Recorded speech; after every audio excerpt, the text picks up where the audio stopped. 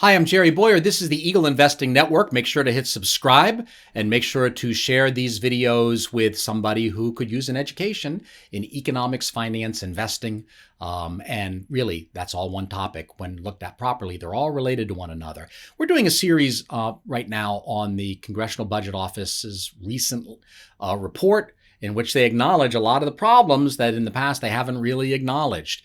I think they're still understating the problem, but at least they're acknowledging that there are problems with deficit spending and with economic growth.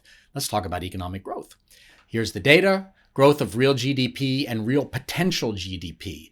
So the real GDP is the orange. That's the reality. And the real potential GDP is the black line, right? So what we see is during recessions, the real GDP is way below potential. But then we bounce back and we're kind of over potential. How can you be better than potential? Because basically what you're doing is you're deferring. When something like this is happening, like the Great Recession or COVID, what you're really doing is deferring activity into the next period. Stuff that would have happened here, a car that you would have bought here, you don't. So it doesn't show up in GDP, but you do it here. So it kind of evens out.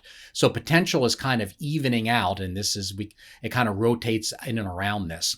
And what we see is that potential, we're under potential. We're expected to be under potential. So this is the projected growth. And growth is expected to be fairly high. Now, there's a lot of us who think we might have a recession. I think that this is optimistic. This could be here. This could be here. If we have a recession, that's down there. But then, so the idea is we come down and then we're kind of below potential. And then eventually potential and real are the same thing, which really means they don't know what's going to happen. And they converge on something around 2%. So their assumption is that growth will be around 2%. That is a little concerning, because it's well below the average growth rate in American history, and it's probably well below what it takes to keep U.S. markets performing at their historically high levels. If you don't have growth in the economy, you don't have growth in profit, and if you don't have growth in profit, then you don't have long-term strong stock performance. It also affects fiscal balances like debt and deficits if we're not growing as much as we can be. And what is the problem? Why is potential low?